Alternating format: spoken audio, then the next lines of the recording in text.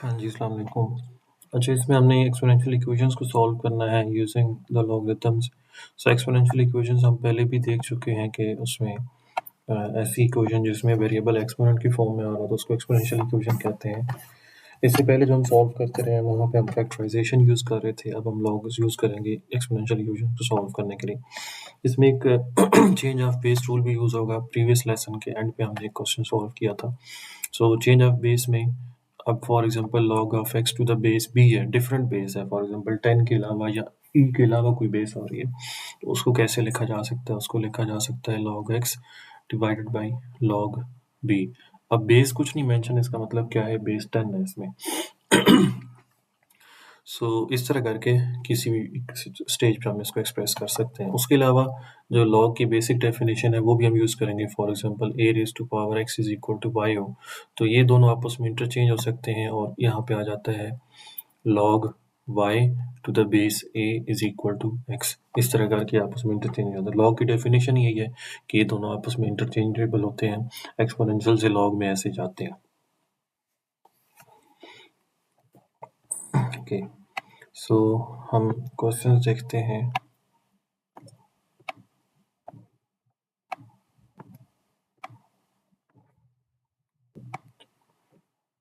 अलजेब्राइकली यहाँ पे हमने सॉल्व करना है, सो हम सिंपल ये करेंगे कि दोनों तरफ हम लॉगरिथम अप्लाई कर देंगे। सो ये हो जाएगा। अच्छा, दूसरा वे भी हो सकता है जो ऊपर अभी हमने डिस्कस किया है। यहाँ पे है 3 raise to power x is equal to 7, तो ये बन जाएगा log of 7 to the base 3 is equal to x। अब log of 7 to the base 3, अभी जो हमने एक रूल अभी चेंज ऑफ बेस का डिस्कस किया तो उसको हम अप्लाई कर सकते हैं। तो लेफ्ट साइड पे ये हो जाएगा log of 7 divided by log of 3 is equal to x। तो ये x की वैल्यू यहाँ से आ जाएगी, x की value is equal to log 7 divided by log 3। Base 10 की फॉर्म में दोनों लॉग्स को हमने कन्वर्ट कर लिया। सो बेहतर तो ये होता है कि इसमें हम इसको नेचुरल लॉग में कन्वर्ट करेंगे। नेचुरल लॉग जो है वो कैलकुलेटर में डायरेक्ट गिवन होता है। सो मैं यहाँ पे इसका जो जहाँ पे लॉग मैंने लिखा है वहाँ पे मैं इसकी जगह नेचुरल लॉग में इसको कन्वर्ट कर देता हूँ। आंसर दोनों तरफ से सेम आता है। Natural log of 7, natural log of 3, natural log of 7, natural log of 3। So natural log of 7 divided by natural log of 3, सो 1.77 आ जाता है इसका answer. Question number 2, example number 2 में अगर हम देखते हैं, इसमें अगेन उसी तरह से basic definition of logarithm use करते हैं, तो ये बन जाता है log of 13 base 2 is equal to 3x plus 2। So ये हो जाएगा 3x plus 2 is equal to natural log of 13 divided by natural log of 2। और यहाँ से आगे इसको क्या लिख सकते हैं, ये राइट साइड पे इसको सॉल्व कर लें। Natural log of 13 divided by natural log of 2, ये 3x plus 2 is equal to 3.7, 1.7 and x is equal to 1.7 divided by 3, 0.566। इसको 0.57 कर सकते हैं।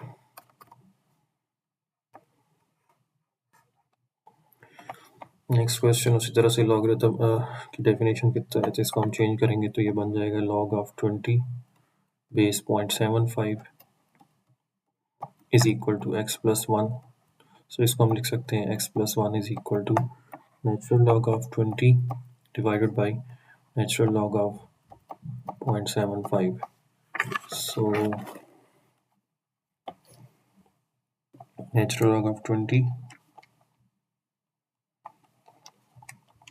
divided by natural log of 0.75 minus 10.41, so x plus 1 is equal to minus 10.4 और x is equal to आ जाता है minus 11.4। Then next question ए part अगर हम इसमें देखें, इसमें लॉगरिदम को रिमूव करके दूसरी तरफ लेके जाना है। सो ए part log of x to the base 2 is equal to 3। अब लॉगरिदम को रिमूव करेंगे तो ये बन जाएगा 2 raise to power 3 is equal to x, और ये बहुत सिंपल है, 2 रेज टू पावर 3 8 होता है। So x is equal to 8। Similarly part B में इसमें है log of 16 to the base x is equal to 2। ये 2 इधर आ जाएगा, ये बन जाएगा x square is equal to 16, और x यहाँ से आ जाएगा square root of 16। So x की वैल्यू इक्वल्स टू 4 आ जाएगी।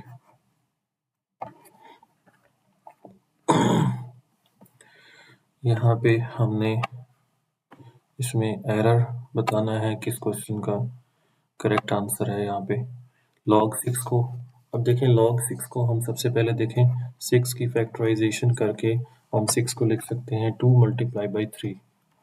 तो ये हो जाता है log of 2 plus log of 3, क्योंकि प्रोडक्ट से एडिशन में चेंज होते हैं। तो इसमें स्टूडेंट 1 का जो आंसर है दैट इज करेक्ट आंसर। उसके अलावा देखते हैं बाकी कौन कौन से पॉसिबल हैं। इसको देखते हैं, इसमें ये डिवीजन में चेंज हो जाएगा, log 12 डिवाइडेड बाई 2, तो ये इक्वल टू हो जाएगा log 6, तो ये भी करेक्ट है। इसको अगर हम देखते हैं तो ये पॉसिबल नहीं है, क्योंकि log 36 को हम लिख सकते हैं 6 का स्क्वायर डिवाइडेड बाई log 6, तो 2 स्टार्ट में आ जाएगा, तो ये बन जाएगा log 6 डिवाइडेड बाई log 6। तो log 6 और log 6 कैंसिल हो जाते हैं, आंसर 2 आता है, जो कि पॉसिबल नहीं है। हमारा log 6 आंसर आना चाहिए। इसको देखते हैं। इसमें हम अगर 1/2 जो है वो इनसाइड शिफ्ट करते हैं, स्क्वायर रूट बन जाता है स्क्वायर रूट ऑफ 36, और स्क्वायर रूट ऑफ 36 log 6 बन जाता है। तो मल्टीपल आंसर्स करेक्ट हैं, सिर्फ स्टूडेंट 3 का आंसर करेक्ट नहीं है, बाकी तीनों आंसर्स करेक्ट है।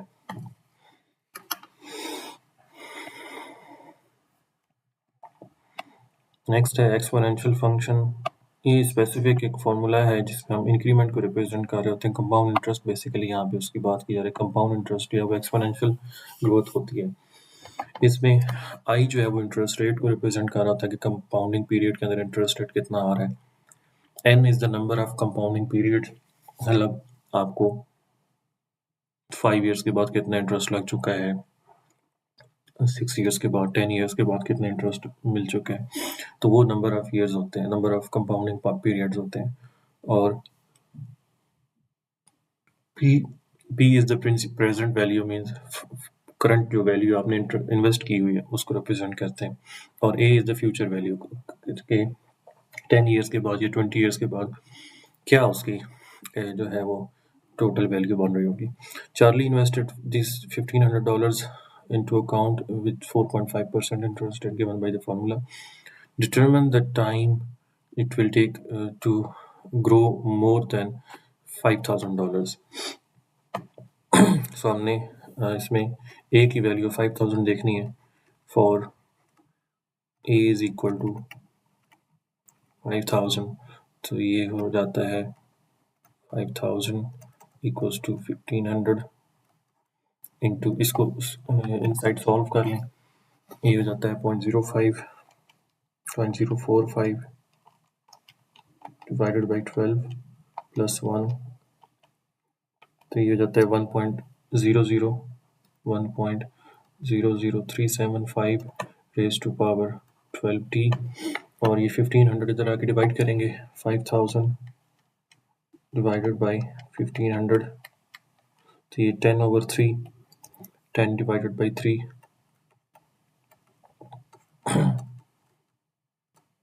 अब हमने पावर फाइंड करनी है, पावर के अंदर जो वेरिएबल है वो फाइंड करना है, तो यहाँ पे ऑब्वियसली लॉगरिथम यूज करना पड़ेगा। सो ये 12t इधर आ जाएगा, 12t is equal to log of 10 divided by 3, base आ जाएगी 1.00375। अगेन वही रूल यूज करेंगे बेस चेंज वाला, तो ये बन जाता है natural log of 10 divided by 3 divided by natural log of 1.00375।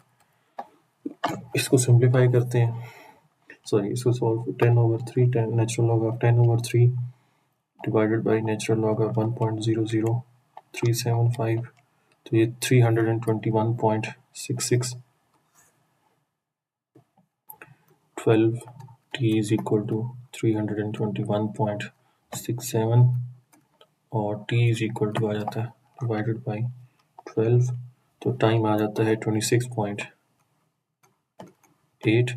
तो कौन सा ईयर होगा? 27 ईयर्स में 5000 एटलीस्ट बनेंगे।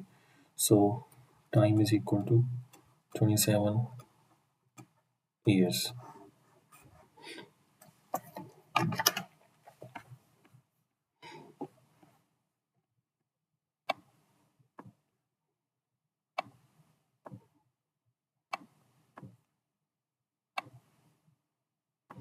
ओके, फॉर्मूला में गिवन है a is equal to 1.1 plus 500 into 1 plus 0055 over 2 raised to power 2t।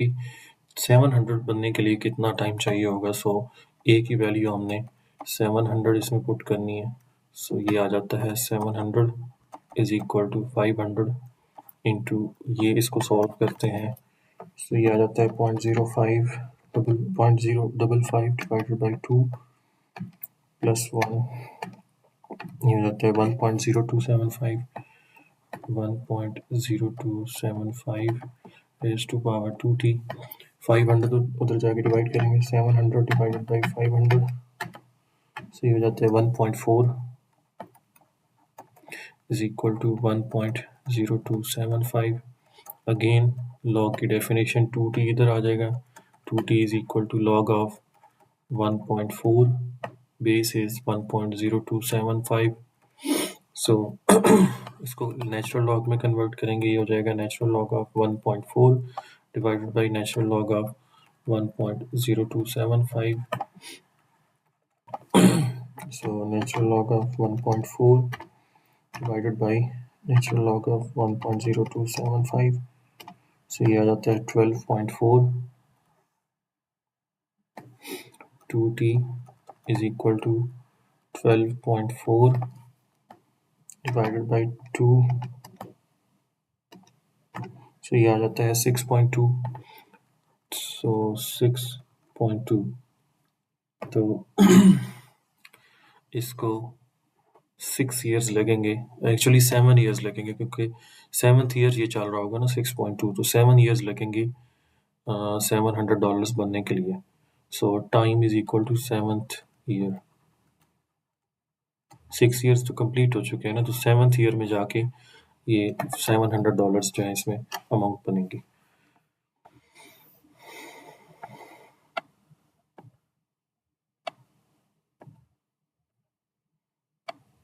Okay, अब इस क्वेश्चन में population of an area has been growing at this rate.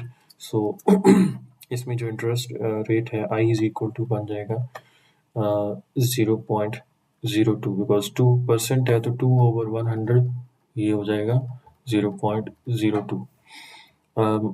Annual rate है तो हमने इसको किसी से डिवाइड नहीं करना। How long will it take to grow to a population of 1000? 1000 तक पहुंचने के लिए कितना उसका टाइम लगेगा?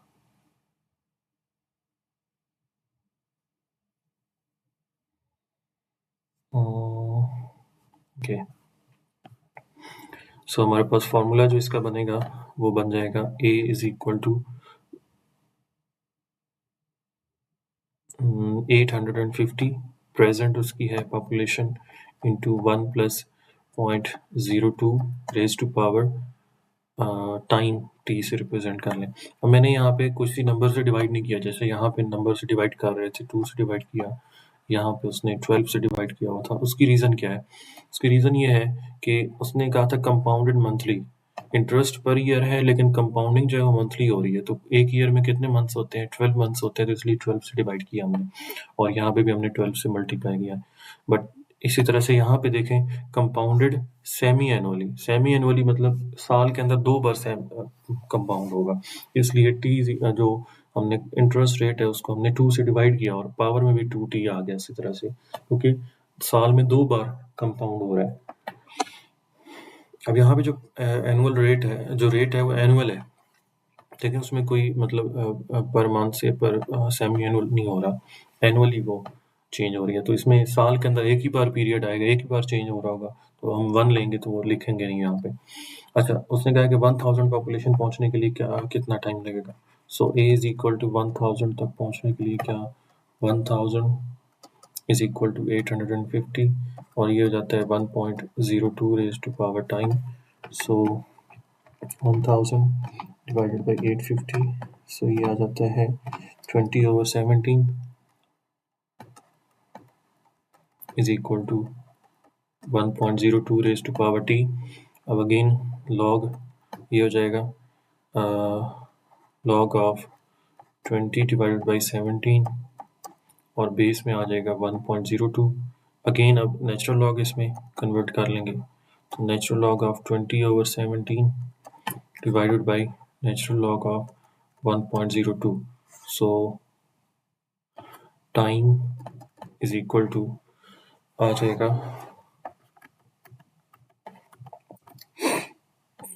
natural log of 20 divided by 17 divided by natural log of 1.02, so 8.2 आ जाता है इसमें। time is equal to 8.2 years। If the original population size is unknown, how long will it take to double? So for example, original population जो है, principal value जो present value वो x है, तो उसने कहा है कि इसको डबल होने के लिए कितना टाइम लगेगा, मतलब इसको 2x बनने के लिए कितना टाइम लगेगा।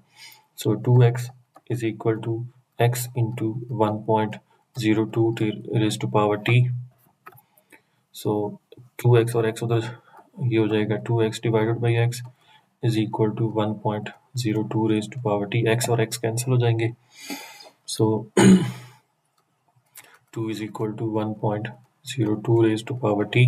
log अगेन अप्लाई करेंगे डेफिनेशन, सो ये हो जाएगा log of 2 to the base 1.02, और यहाँ से t आ जाएगा natural log of 2 divided by natural log of 1.02।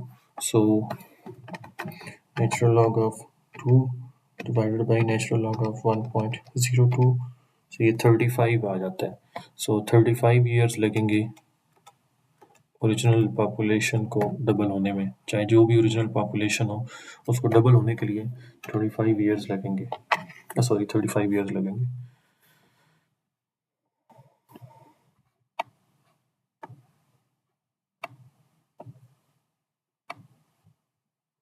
An expression for the carbon-14 dating is given by this, where T is the number of years, M of T is amount after T years, M naught is the starting point. The remains of a plant were found to be this. It was estimated the same originally had this. How many years ago was the plant? Right now जो उसकी present value है वो 0.30 है, और जो काफ़ी time पहले उसकी अमाउंट थी वो 1.2। सो ये एम नॉट होगी और ये एम ऑफ टी होगी। टी हमने फाइंड करना है कि कितने टाइम के बाद उसकी ये डिक्रीज होके यहाँ तक पहुंची है। सो 0.30 is equal to 1.25 2 raised to power minus t divided by 5760।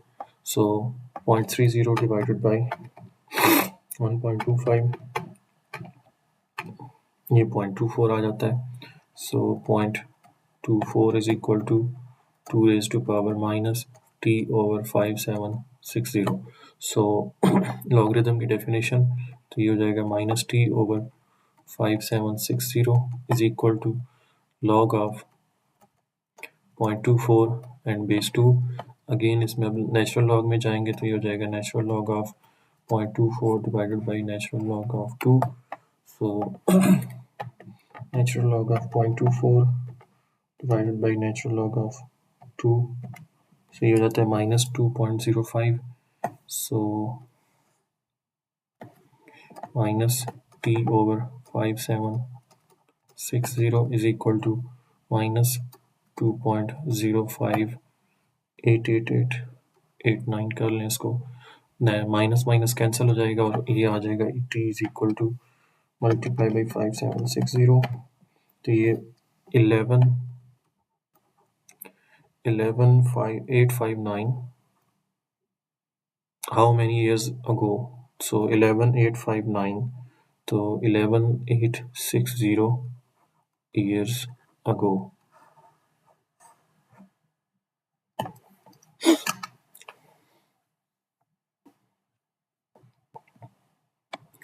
यहाँ पे कुछ एरर्स बताए गए हैं कि कौन कौन से मिस्टेक्स आप कर सकते हैं,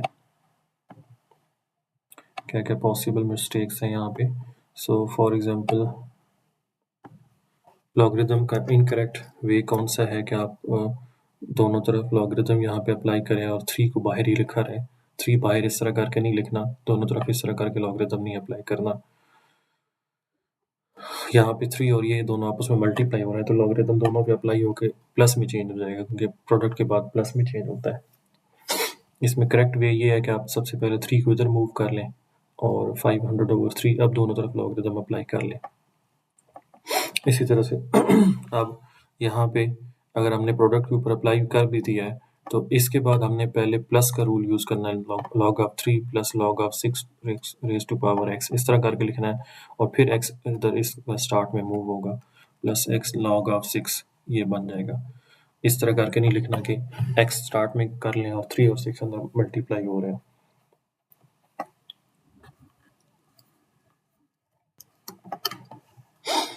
वर्कशीट इसकी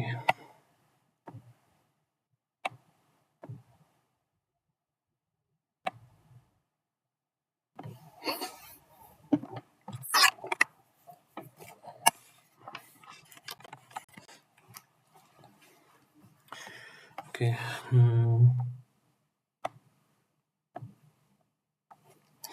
अब इसको मैं थोड़ा सा शॉर्ट कर रहा हूँ क्योंकि हमने इस चीज़ को पहले सॉल्व किया हुआ है। सो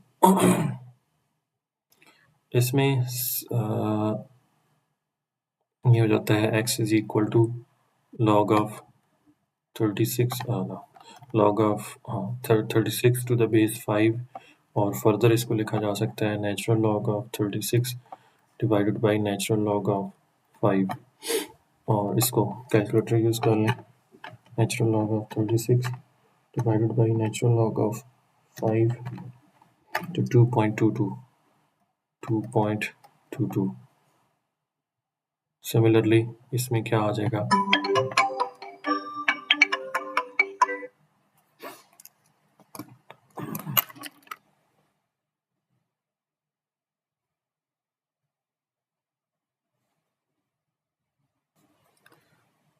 तो इसमें अब हम देखते हैं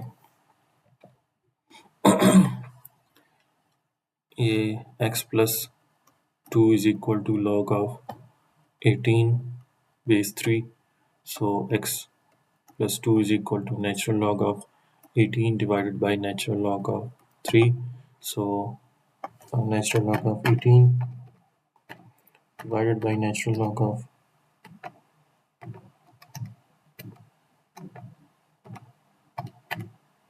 2.63 और उसमें से 2 माइनस करेंगे तो 0.63 आ जाता है। लास्ट पार्ट इसमें सबसे पहले 5 उधर डिवाइड कर लें, 2 raise to power x minus 1 is equal to 20 divide by 5 is 4। अब आप उसमें इंटरचेंज करेंगे तो ये हो जाएगा x minus 1 is equal to log of 4 base 2 और x minus 1 is equal to natural log of 4 divided by natural log of 2 so natural log of 4 divided by natural log of 2 आ जाता है और 2 plus 1 यहाँ से x की value 3 आ जाती है।